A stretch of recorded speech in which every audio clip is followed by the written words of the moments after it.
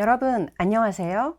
단국대학교 일본연구소 HK플러스 사업단 향기인문학센터 특강을 담당하게 된 인천대학교 일본지역문화학과 신은진입니다. 오늘은 책 읽어주는 인문학자로 여러분과 만나게 되어 반갑고 기쁘게 생각합니다. 오늘의 주제를 크게 말씀드리자면 일본어와 한국어인데요. 한국과 일본은 가깝고도 먼 나라라고 흔히 말씀들 하시죠? 저는 어쩌다 보니 일본에서 일본어 전공으로 대학원을 나오고 일본어 교육으로 박사학위를 한 뒤에 일본에서 일본어를 가르치게 되었습니다. 그리고 그러는 동안에 한일 문화, 사회 변화에도 관심과 흥미를 가지게 되었는데요. 최근에는 놀랍게도 한일 양국의 문화, 사회 교류가 서로의 언어에 반영되어서 나타나고 또 그러한 언어 사용이 다시 사회와 문화를 변화시킨다는 점을 알게 되었습니다. 그래서 오늘은 일본어의 나는 어디에? 라는 제목으로 여러분과 함께 하고자 합니다. 오늘의 이야기는 화면 보시는 것처럼 크게 세 부분으로 나누어집니다. 먼저 일본어의 다양성에 대해서 조금 설명을 드리고 다음으로 이번 이야기 주제이기도 한 일본어의 나를 만드는 것들에 대해서 알아보겠습니다. 그리고 마지막으로 이런 언어 현상이 생겨나는 이유에 대해서도 함께 생각해 보는 시간을 갖고자 합니다. 자, 그럼 시작해 볼까요? 우선은 본격적인 이야기에 들어가기 전에 일본어의 다양성에 대해서 말씀드리고자 합니다. 오늘 이야기는 일본어를 잘 아시는 분들한테는 너무나 당연한 소리일 수도 있어서 조금 제가 걱정이 되는데요. 지금 제 이야기를 듣고 계시는 여러분은 어떤 분들일지 정말 궁금합니다. 혹시 여러분 중에 일본어를 조금이라도 배워보신 적이 있는 분 계실까요? 아니면 드라마나 영화, 애니메이션 등에서 일본어를 접하고 들어보신 분들이실까요? 어떤 분들일지 정말 궁금합니다. 오늘 제가 여러분과 함께 할 이야기에 힌트를 준 책은 일본 오사카의 일본어 학자 긴스이 사토시라는 선생님이 저술하신 가상 일본어 역할어의 비밀이라는 책입니다. 최근에 AI, 메타버스 이야기가 매스컴에 종종 나오죠. 그리고 가상현실, 즉 버추얼 리얼리티, VR, 버추얼 아이돌 등의 용어도 자주 사용되고 있어서 버추얼이 무엇인지는 여러분도 다 아시고 계실 거예요. 그런데 보시면 거기에 일본어가 붙었네요. 버추얼 일본어, 가상 일본어, 버추얼 일본어란 무엇일까요? 혹시 가상현실에서 거기에서 사용하는 일본어인가 싶은데 부제목이 있어요. 역할어의 비밀. 역할어란 또 무엇일까요? 거기에 또 무슨 비밀이 있다는 것일까요? 이 책 7페이지에는 책을 시작하기에 앞서서 작은 퀴즈가 하나 나옵니다. 짧은 문장을 몇 개 제시하고 그것들이 누가 말하는 것인지 맞춰보는 건데요. 말하는 사람을 무사, 사무라이죠. 박사님, 여자아이, 시골 사람, 간사이 사람, 중국인 이렇게 해놓았어요. 그리고 일본어 네이티브라면 아무 고민 없이 금방 다 맞출 수 있다고 설명이 붙어 있습니다. 여기에 제시된 문장들에 무엇을 보고 어떻게 그렇게 금방 알아낼 수 있다는 걸까요? 여기 보시는 문장을 우리말로 해석하면 모두 그래, 내가 알고 있어 라는 문장입니다. 일본어를 모르시는 분들도 빨간 글씨를 보시면 일본어로 나를 가리키는 말이 모두 다르다는 것을 발견하셨을 거예요. 세샤, 와시, 와타시, 오라, 와테, 와타시. 한번 읽어볼까요? 소우자, 拙者が 存じておる. 소우자, わしが知っておる. 소요, 私が知ってるわ. んだ、俺知ってるんだ. 소야, わて知ってるで. そうあるよ, 私が知ってあるよ. 이 차이는 뭘까요? 왜 이렇게 말하는 걸까요? 자, 지금부터 저와 함께 이 책을 힌트로 일본어의 비밀을 하나씩 밝혀보도록 해요. 우선 먼저 한국에서 쓰이는 일본어를 한번 생각해 볼까요? 일본 식민지를 거치며 우리말의 일본어가 많이 유입되고 정착되고 또 변화되고 있는데요. 오늘은 역사를 논하는 자리는 아니라서 어르신들이 사용하시는 빠케스, 벤또, 담아내기 이런 말은 빼고 최근 청장년층 혹은 MZ세대가 사용하는 말을 주로 다뤄보도록 하겠습니다. 보시는 그림에서 일단 오뎅이 전골이고 우리가 말하는 오뎅은 어묵으로 각각 이름이 따로 있다는 것은 이제 많이들 다 아시죠? 그리고 이것도 아시는 분들 많으실 텐데 영화 베테랑에서 황정민 배우가 한 유명한 명대사가 있죠. 우리가 돈이 없지 가오가 없냐. 가오는 일본어로 얼굴인데요. 여기서는 체면하고 같은 뜻으로 사용되고 있어요. 또 헤어스타일이 좀 마음에 안 들 경우에 대학생인 우리 아들은 아, 이러면 간지가 안 살잖아 하고 불평을 합니다.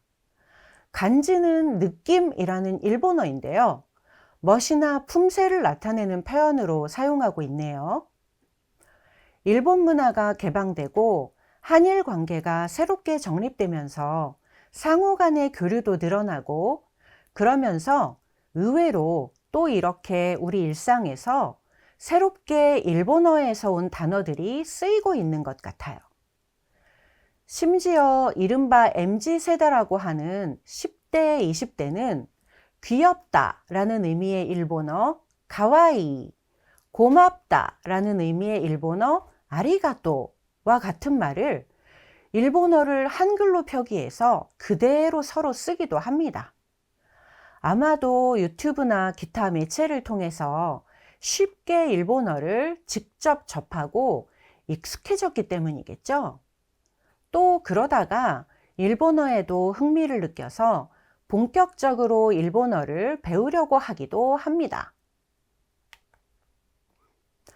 만약 여러분이 일본어에 흥미를 느끼시고 지금부터 나도 한번 배워볼까 하신다면 일본어의 특징을 알아두시면 좋을 것 같아요. 이미 다 알고 계시는 분은 그렇지, 맞다, 맞아 하면서 그냥 들어주세요. 먼저 일본어의 큰 특징은 발음은 쉽고 문자는 어려운 말이라는 거예요. 일본어는 모음이 5개, 아, 이, 으, 에, 오 밖에 없어요. 거기에다가 크, 트, 프, 스 같은 자음이 붙으면 맑은 소리가 나오고 그, 느, 브, 즈 같은 소리가 붙으면 어두운 소리가 납니다. 카키, 크, 케, 코, 가기, 그, 게, 고. 어때요? 발음하기 너무 쉽죠? 그런데 문자는 개수가 너무너무 많아요. 영어 알파벳 같은 대문자, 소문자 같은 히라가나하고 가다카나가 있는데요. 기본 글자 수만 각각 50개입니다. 겹치는 글씨 빼면 각각 47자예요. 거기에 일본은 한자가 있고 각 한자는 들어온 시기에 따라서 읽는 법이 여러 가지라서 일본어는 쉽게 들어가서 통곡하며 나온다 라는 말이 이래서 생긴 것 같아요. 게다가 해마다 매년 새로운 말들이 들어오고 생겨납니다. 특히 비즈니스 용어 같은 거요. 또 하나의 특징은 모든 외국어가 그렇지만 단어 선택과 사용이 정말 어렵다는 겁니다. 언어는 문화와 습관을 배경으로 하기 때문에 이것은 배우는 입장에서는 어쩔 수가 없는데요. 예를 들어서 일본어로 재미있다 라는 말을 오모시로이 라고 하는데요. 오모는 오모테, 즉 얼굴이고요. 시로이는 하얗다 라는 의미입니다. 그런데 얼굴이 하얀데 왜 재밌을까요? 이건 가부키 공연에서 온 말이라고 하는데요. 옛날 전기도 없고 오락도 변변이 없는 마을에 가부키나 노 같은 공연을 하는 사람들이 마을에 와서 다들 일 끝난 저녁 무렵에 촛불만 켜고 무대에서 대사를 읽고 노래를 하는 거죠. 컴컴하니까 잘 안 보이니까 잘 보이라고 얼굴을 하얗게 특징적으로 칠했다고 하는데, 그러니까 얼굴 하얀 사람들이 오면 얼마나 기대되고 즐겁고 재밌었겠어요. 그쵸? 또 하나의 예는 우리말로 선물입니다. 그런데 개인적으로 주는 선물은 프레젠토, 명절이나 새시풍 속에 맞춰주는 것은 기프토, 출장이나 여행을 다녀와서 주는 그 토지의 특산물 등은 오미야게라고 합니다. 앞에 두 말은 가다카나고요. 오미야게는 일본어예요. 아휴, 좀 난감해지네요. 그리고 여러분, 이제 일본 여행 많이들 가시죠? 어디 가시나요? 보통은 주로 대도시로 많이 가시죠? 도쿄 아니면 오사카이실 텐데요. 우리는 남북으로 국토를 나누지만 일본은 지방을 크게 동서로 나눕니다. 보시는 지도 초록색을 기준으로 위가 관동지방, 칸토라고 하고요. 아래가 관서지방, 칸사이입니다. 현재 일본의 수도는 칸토에 있는 도쿄이지만 그 역사는 사실 아직 오래되지는 못했죠. 아주 오랫동안 일본의 수도는 칸사이에 있는 교토였습니다. 아마 여러분도 오사카 가실 때 우리나라 경주와 비슷하다라면서 교토 많이들 추천받아서 가보셨을 거예요. 그런데 서울말, 경상도말이 다르듯이 도쿄와 교토는 말이 아주 많이 다릅니다. 예를 들어서 고마워라고 말할 때 도쿄는 아리가또라고 하지만 오사카는 오키니라고 하죠. 아예 말이 달라요. 억양도 높낮이도 전혀 다릅니다. 일본어를 지금 표준어인 도쿄어로만 접하시면 이런 점이 정말 어렵게 느껴지셨을 거예요. 특히 오사카 등 간사이 쪽은 자기 말에 대한 자부심이 프랑스 파리지앵보다 더 강하다고들 해요. 다른 지방 사람들이 관광처럼 뜨내기로 와서 어눌하게 흉내내면 정말 노골적으로 싫어한다고 합니다. 그리고 여러분 알고 계셨나요? 일본어에는 프랑스어처럼 여성어와 남성어가 있답니다. 그렇다고 각각 다른 단어를 아예 쓰거나 전혀 다르게 활용하거나 하는 것은 아닌데요. 우선 말투를 들으면 알 수 있어요. 회사처럼 정중어로 서로 대화하는 장면에서는 잘 느낄 수 없지만 일반적으로는 말 끝에 남자는 사, 제, 조를 붙이고 여자는 와, 요, 네를 붙이는 경향이 아직 남아 있습니다. 예를 들어서 우리말로 가요라고 할 때는 가다라는 동사가 일본어로는 이끄이기 때문에 만약 남자라면 이끄사, 이끄세, 이끄조 라고 말하고 여자라면 이끄와, 이끄요, 이끄네 라고 한다는 것이죠.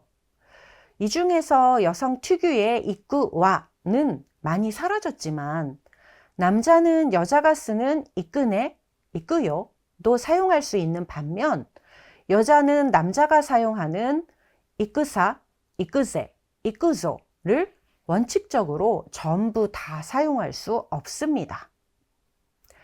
또 한 가지는 단어나 문장을 사용할 때 남성어는 아주 비속한 말부터 최대 정중한 말까지 다 선택할 수 있는데 여성어는 어느 정도 정중도가 지켜지는 말 이상으로만 선택할 수 있다 라는 제한이 있답니다.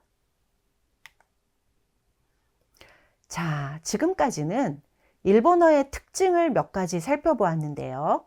이제부터는 저는 호칭을 중심으로 일본어에서 나를 만드는 것이 무엇인지, 일본 사회와 문화를 통해서 본격적으로 그 이유를 찾아보고자 합니다. 언어는 사회와 문화를 반영하기 때문이죠.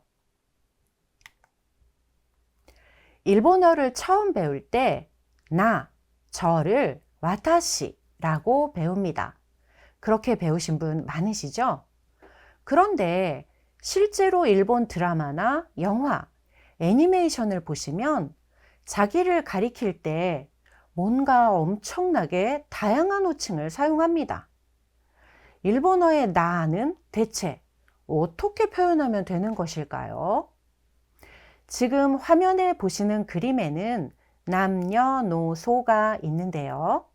일단 동경 표준어를 기준으로 한번 생각해 보겠습니다.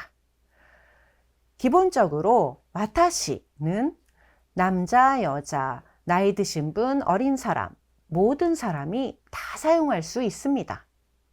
하지만 결론부터 말하자면 여자분들은 와타시 이외에는 거의 사용할 수 없습니다.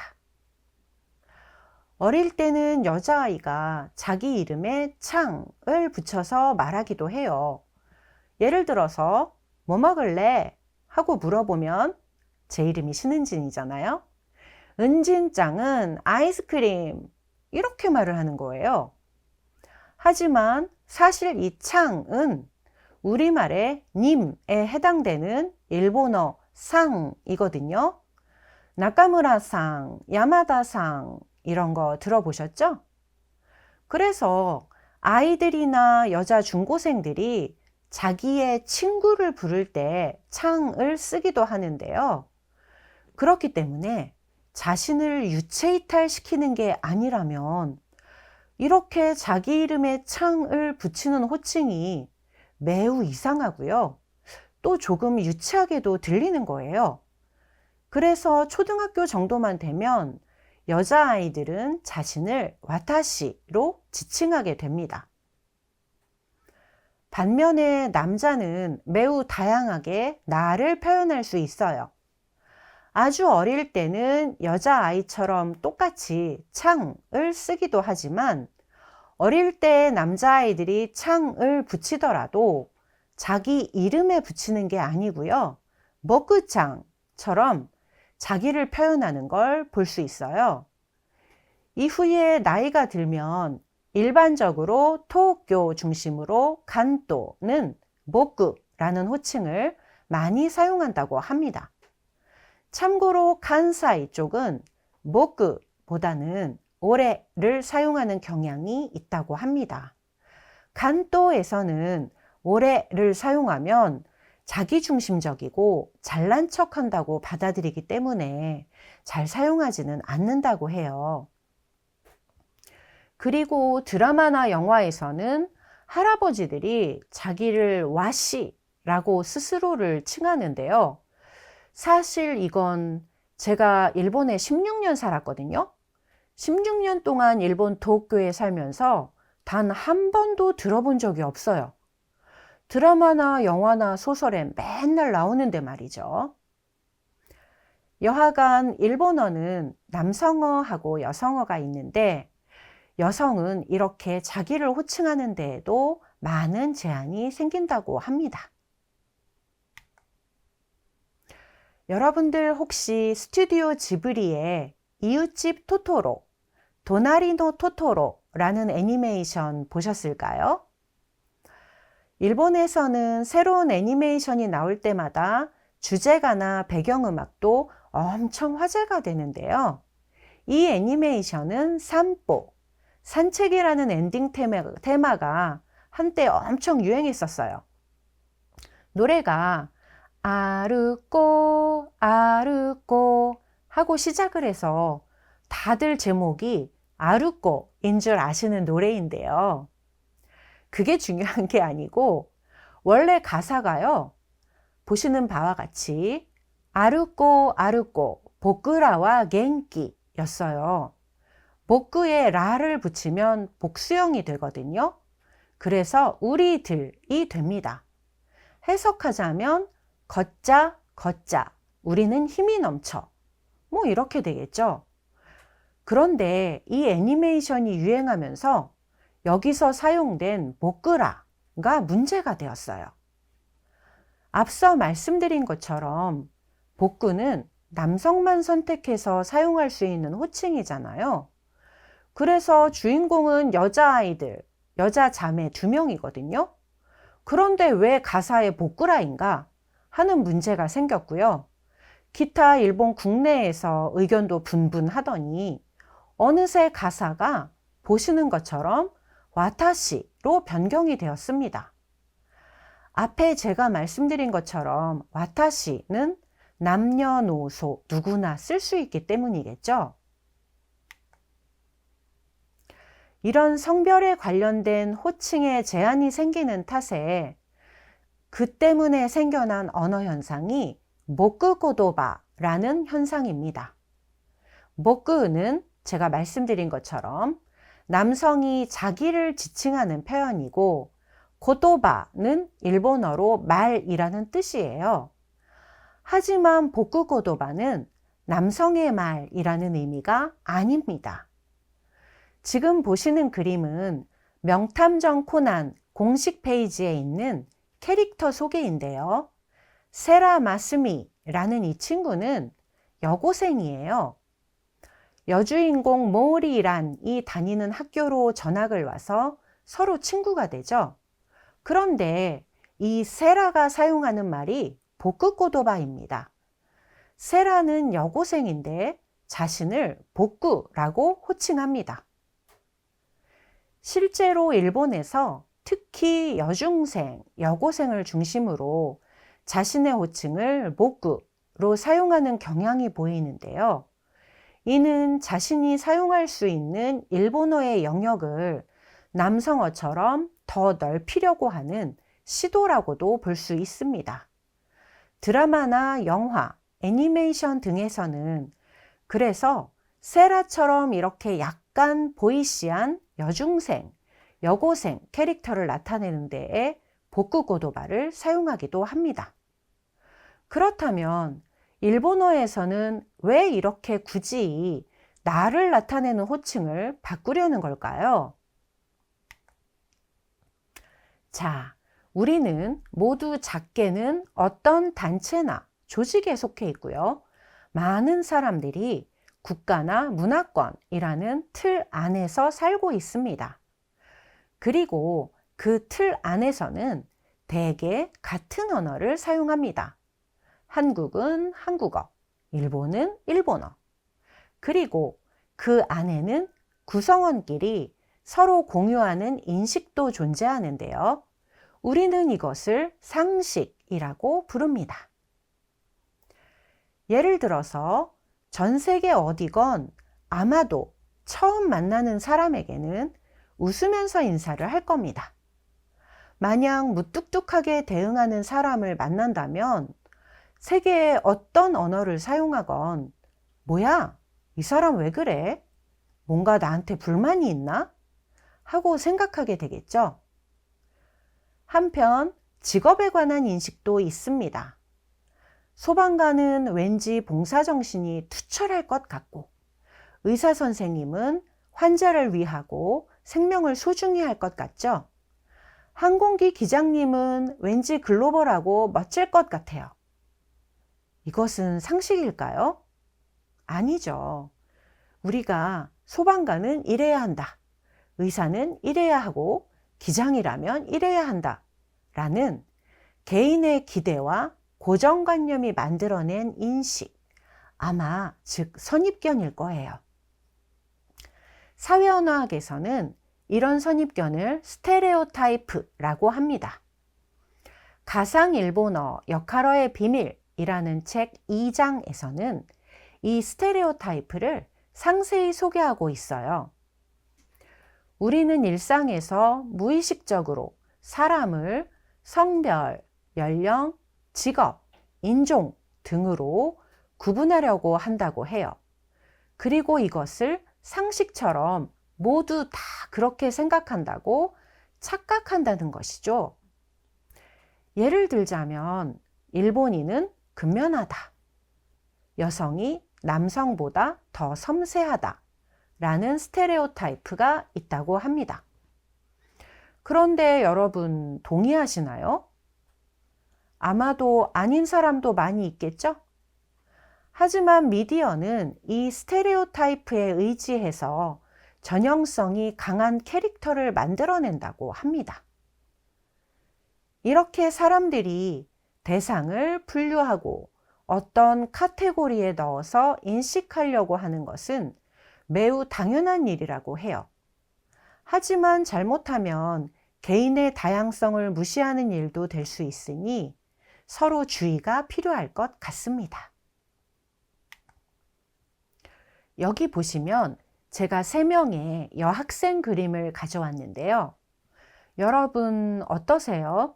이 3명이 한 그룹으로 보이실까요? 아니면 각각 따로따로 다른 한 명 한 명으로 보이실까요? 사실 제가 이거를 학생, 여고생의 다양성을 말하려고 그림을 준비했는데요. 제 일본인 동료가 보더니 그렇게 묶을 수도 있겠지만 일본인인 자기로서는 좀 아니라고 하는 거예요.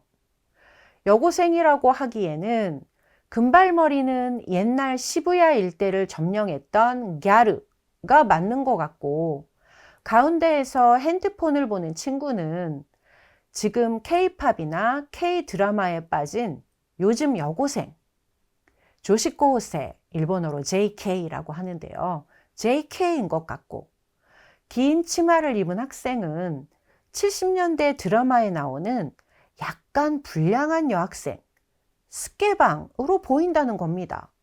그래서 각각 따로따로라는 거예요. 교복 스타일만 봐도 자기는 알 수가 있다네요.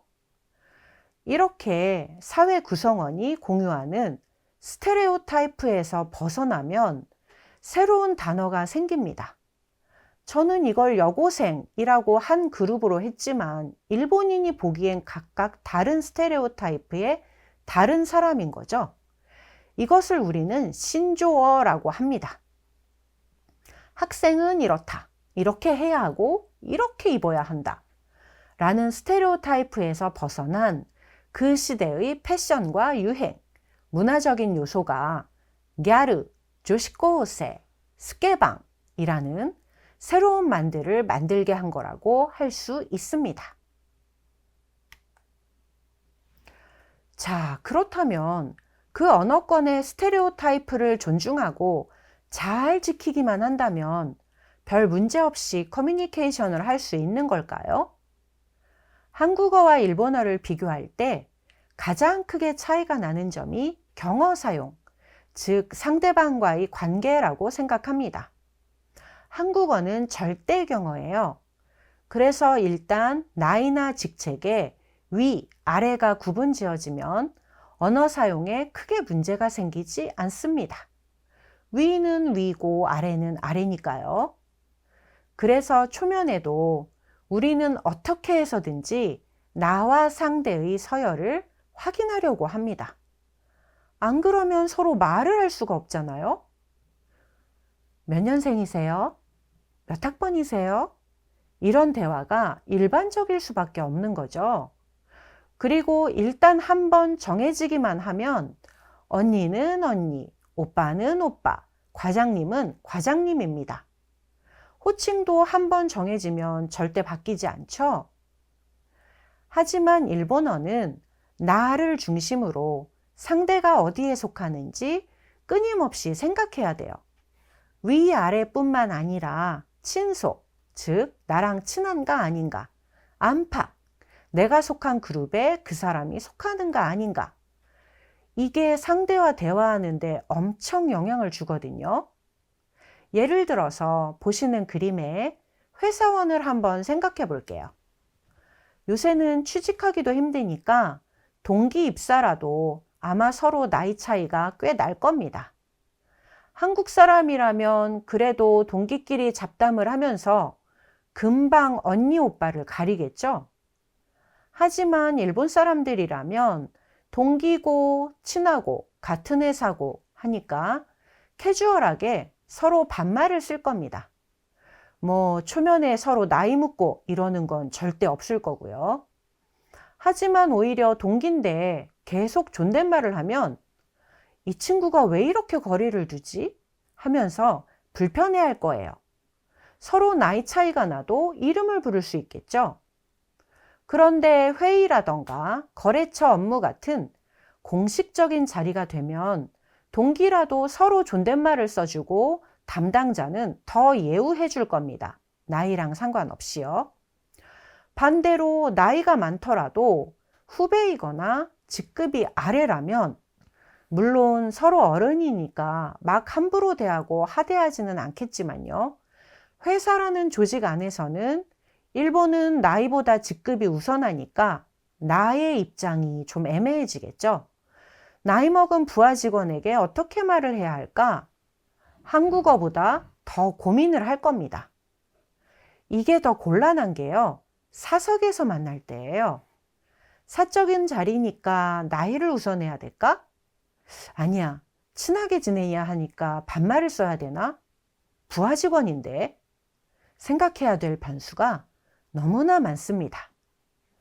저도 제가 일본에 있을 때 같이 일본어를 가르치던 일본인 선생님이 있는데요. 아마도 저보다 10살은 더 많으실 거예요. 그런데도 동료니까 서로 반말을 쓰고 친구로 지냈습니다. 그런데 사실은 아직도 나이를 물어보지는 못하고 있어요.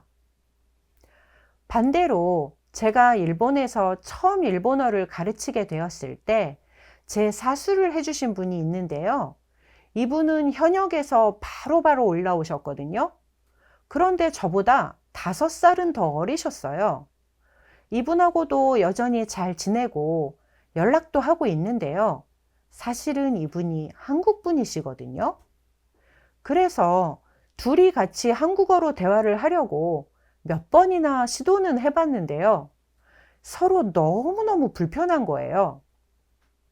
그래서 왜 그런가 했더니 서로 한국어를 쓰면 제가 언니거든요. 저쪽이 저한테 언니라고 해야 되는데 직장 선배님한테 그건 좀 안 되겠고, 그렇다고 서로 반말하기는 또 너무 이상하고, 그래서 서로 조심스러워 하다가 엄청 피곤했던 적이 있어요. 서로 눈치를 보다가 결국은 일본어로 이야기를 하기로 했습니다. 공식적인 자리가 아니라서 그냥 서로 반말을 썼어요. 다만 호칭은 저는 센파이, 선배님이라고 하고요. 상대방은 저를 신센세, 신선생님이라고 했답니다. 일본어 호칭에는 이렇게 이면적인 두 가지 인식이 존재합니다. 하나는 무엇무엇은 이러이러해야 한다 라는 고정관념, 스테레오타이프고요. 또 하나는 엄청 유동적이고 경어처럼 말랑말랑한, 귀에 대면 귀걸이인 상대적인 경어 시스템이 있는 거죠. 그래서 이렇게 상반되는 규칙 속에서 자기를 호칭할 때나 말을 쓸 때 모순을 느끼는 사람들이 주로 온라인 매체나 미디어를 통해서 스스로 변화를 시도하고 있습니다. 앞서 말씀드린 것처럼 여고생이나 여중생이 인스타그램이나 페이스북 같은 SNS 툴에 자기 자신을 복구나 오래라고 하면서 가상 공간에서 서로 성별을 바꾸거나 말의 폭을 넓히거나 아니면 VR에서 남자분이 가상인물이 되어서 여자로 성별을 바꾸거나 혹은 연령을 바꾸기도 합니다. 사회의 다양성이 존중받지 못하고 단일화가 되면 이렇게 스테레오타이프가 심해진다고 해요. 그러면 그런 인식들이 사회적인 강요가 되어서 라시사를 요구한다고 합니다. 라시사는 일본어로 무엇답다라는 뜻입니다. 우리도 그렇지만 일본에는 여성어, 남성어가 있기 때문에 여자다움, 남자다움이 더욱 당연한 것으로 생각되고 강조되는 경향이 있어서 더 그런 것 같아요. 자, 그럼 이제 마침내 역할어의 비밀을 풀어볼 시간이 되었습니다. 여러분 준비되셨나요? 여기에 박사님, 집사, 메이드, 사무라이, 그리고 고양이가 있습니다. 이들은 일본 사회에 실존할 수도 있지만 그렇다기보다는 소설, 만화, 드라마, 영화, 애니메이션 등에서 독특한 호칭과 언어 표현으로 일본어의 아주 전형적인 캐릭터를 만들어내고 있죠. 오늘 소개해드린 책의 저자인 킨세이 사토시 선생님은 이렇게 일본 사회의 스테레오타입으로 만들어진 특정 캐릭터의 입장이나 역할을 일본어로 나타내는 것을 역할어라고 명명하셨어요. 그리고 역할어의 특징 중에 하나가 특정 캐릭터들이 만들어내는 가상 일본어라는 것이죠. 왜 이런 역할어, 일본어를 가상, 버추얼 일본어라고 하냐 하면 실제 일상생활에서는 이런 인물들도 언어 표현도 만나볼 수 없기 때문입니다. 제가 조금 전에 여러분께 호칭 이야기를 하면서 제가 일본에 16년 살았어도 자기 자신을 와시라고 하는 할아버지는 한 번도 만나보지 못했다고 했는데요. 그런데도 지금 일본 드라마나 영화 속의 할아버지들은 여전히 빈번히 자기 자신을 와시라고 합니다. 아무리 둘러봐도 일본엔 그런 사람이 실제로 없지만요. 우리가 가상현실을 현실처럼 느끼고 있듯이 일본 사람들의 머릿속에 있는 할아버지라는 고정관념, 스테레오타이프가 와시라는 호칭을 인정하고 그 역할로 캐릭터성을 강화시키고 있기 때문이겠죠. 자, 여러분, 이제 책 제목에 나오는 가상 일본어, 버추얼 일본어가 무엇인지, 역할어가 무엇인지 다들 아셨겠죠? 이렇게 스테레오타이프, 고정관념에 의지한 가상 일본어, 역할어는 실생활에서 사용된다기보다는 주로 미디어에서 캐릭터화되어서 사용되고 있습니다. 일본 애니메이션이 전 세계로 퍼져나가면서 이런 점을 활용해서 일본어 학습이 가능한 사이트도 만들어졌어요. 보시는 화면은 일본 국제교류기금 간사이 국제센터에서 만든 일본어 학습 사이트인데요. 알록달록 귀엽죠? 아니메, 망가노 니혼고, 애니메이션과 만화의 일본어라는 제목으로 되어 있습니다. 밑에 빨간색으로 영어, 스페인어, 한국어, 중국어, 프랑스어로 이용이 가능하시다는 것을 아실 수 있을 거예요. 여러분도 아시는 것처럼 이 5개의 언어권이 일본어 학습자가 가장 많은 곳이라고 합니다. 아마 이 사이트는 2013년경에 제작되었을 거예요. 벌써 10년도 넘었네요. 클릭해서 들어가시면 이렇게 메뉴가 나옵니다. 캐릭터 표현, 장면별 표현, 용어 퀴즈, 한자 게임으로 구성이 되어 있어요. 가상 일본어, 역할어가 반영된 곳은 첫 번째 메뉴, 캐릭터 표현입니다. 캐릭터 표현의 세부 메뉴는 캐릭터 일제 변환, 캐릭터별 사전, 어느 캐릭터의 말일까 되어 있습니다. 그럼 일단 한번 들어가 보실까요? 먼저 캐릭터 표현 메뉴에 들어왔는데요. 그 메뉴 안에 캐릭터별 사전 메뉴로 들어와 보았습니다. 보시는 것처럼 이렇게 다양한 인물들이 나옵니다. 남자아이, 여자아이, 불량한 남학생, 사무라이, 할아버지, 집사, 양갓집 아가씨, 오사카 사람. 자, 각 캐릭터들이 성별, 연령, 직업, 지역이라는 특징으로 구분지어져 있다는 거 여러분들 눈치채셨을까요? 저는 이 중에서 앞서 다루지 못한 무사, 사무라이를 한번 선택해 보도록 할게요. 선택하시면 이렇게 캐릭터 그림이 나오는데요. 원하시면 그림 밑에 있는 캐릭터 설명을 읽어보실 수도 있어요. 각각의 캐릭터는 상세 메뉴로 그 캐릭터가 사용하는 한마디 표현, 문법, 호칭, 발음 메뉴가 있습니다. 보시는 화면은 한마디 표현이라는 메뉴인데요. 신산 모노니테 노조 요시나니 라고 쓰여져 있는데 글씨 아래에 마이크 메뉴 보이실까요? 마이크 그림을 누르시면 일본 애니메이션 성우의 목소리로 실감나게 사무라이의 표현을 직접 들으실 수 있습니다. 그리고 사무라이는 옛날 사람들이라서 빨간색 아래에는 현대 일본어로 다시 그 뜻이 쓰여져 있고요. 오른쪽 파란색 메뉴에는 한글 해석이 나옵니다. 밑에 해설도 붙어 있네요. 그럼 이번에는 상세 메뉴 중에서 호칭이라는 메뉴로 한번 들어가 보도록 할게요. 호칭 메뉴에 들어가시면 글씨가 작아서 잘 보이실지 어떨지 모르겠는데요. 1인칭 호칭으로 세샤, 와레, 와시, 소레가시 라는 표현들이 제시되어 있습니다. 그 중에서 세샤를 누르니까 한국어로 나 라고 해석이 되어 있네요. 해설로는 사무라이들이 자신을 겸손히 부르는 말이라고 되어 있어요. 예문도 나와 있고 문장으로도 들을 수 있게 되어 있습니다.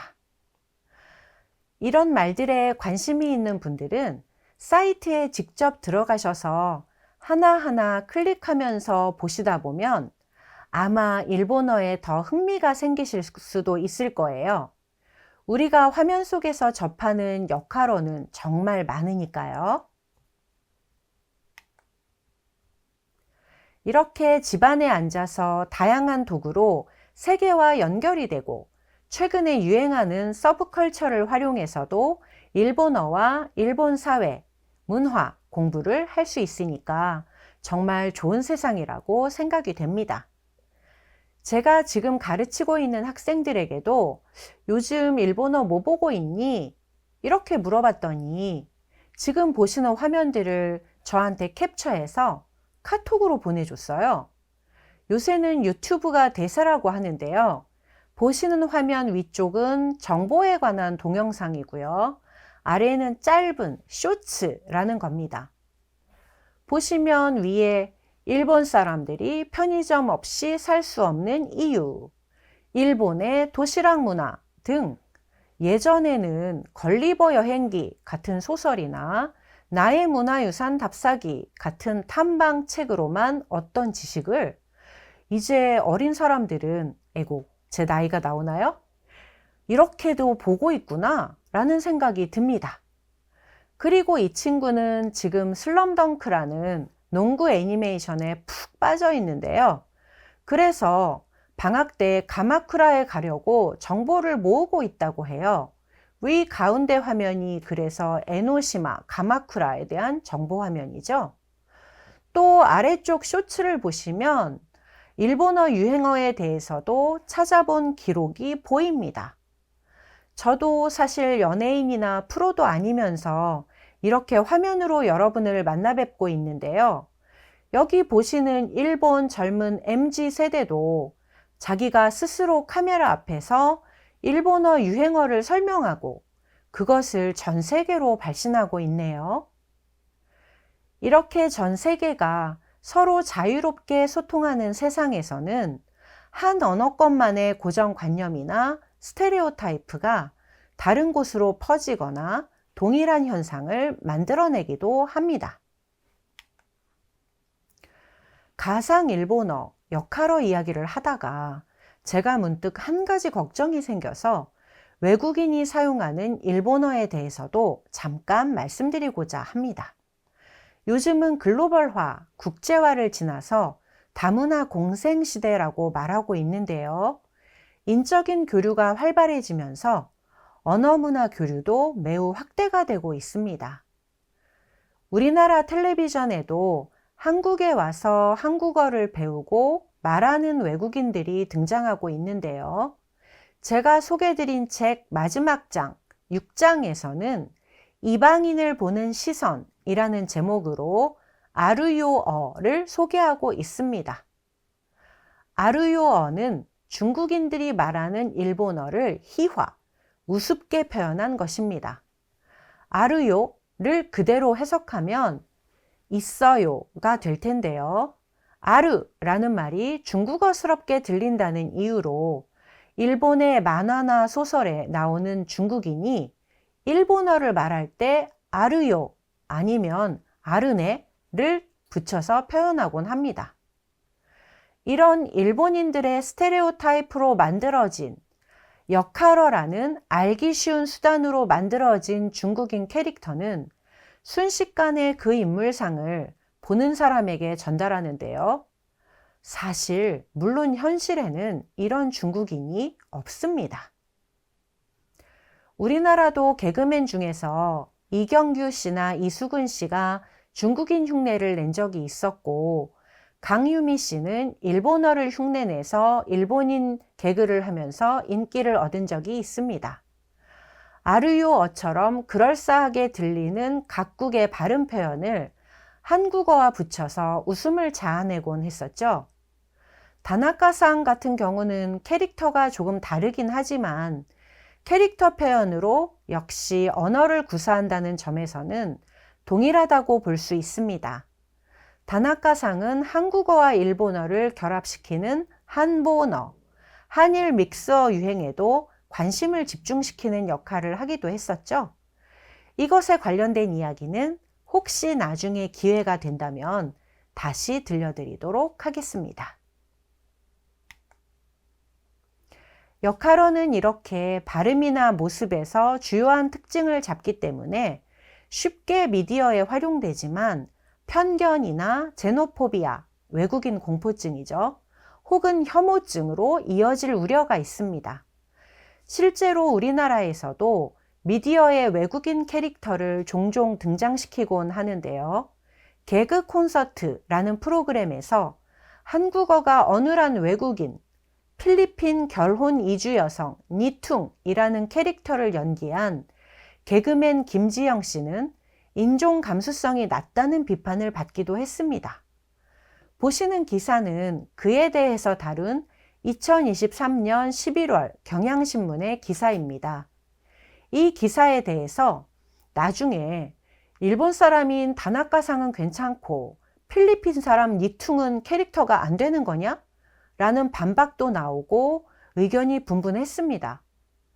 하지만 겨울 연가가 유행하던 시절에 일본 코미디 프로그램에서 배용준 씨를 흉내낸 일본 개그맨이 나와서 우아한 자세로 머플러를 천천히 넘기면서 머그, 스문이다, 카무사, 하문이다 하고 말하면서 웃음을 이끌어낸 적이 있는데요.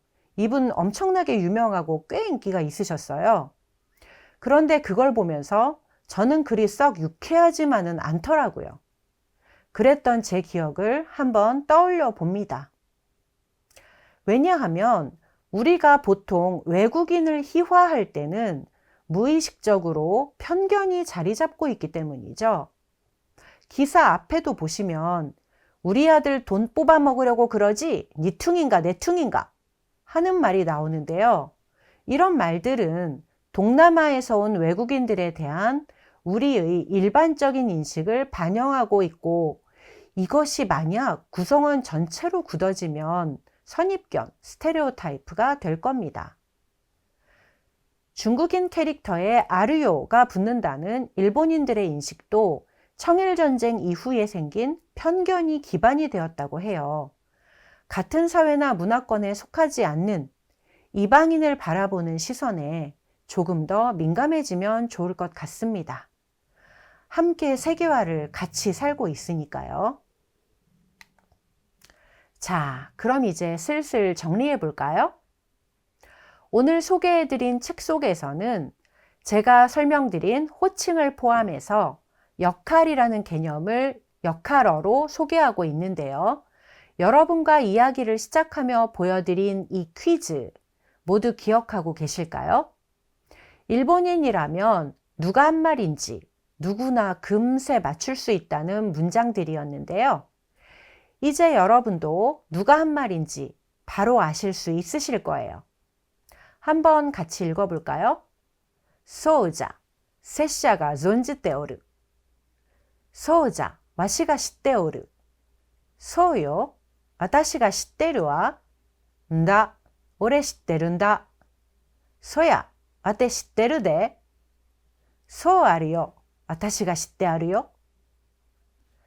자, 오늘은 시간 관계상 지역성을 나타내는 호칭, 오라 하고 와테는 생략하고 설명을 드렸지만요. 일본어에서 나를 만드는 것이 무엇인지 일본 사회와 문화를 통해서 그 이유를 찾아보았습니다.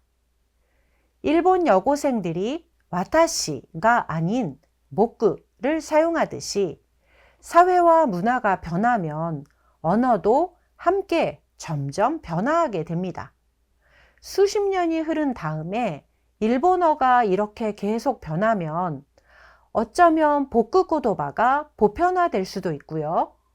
그렇게 된다면 남녀 구분 없이 그냥 젊은 층은 자기를 가리키는 말로 복구를 통용시킬지도 모르는 일이죠. 언어는 사회와 문화를 반영하고 끊임없이 변화하니까요. 자, 여러분, 오늘 저와 함께한 이야기 어떠셨을까요? 저는 여러분과 함께 일본어의 비밀 하나를 추적할 수 있어서 정말 매우 즐거웠습니다. 버추얼 일본어, 역할어의 비밀.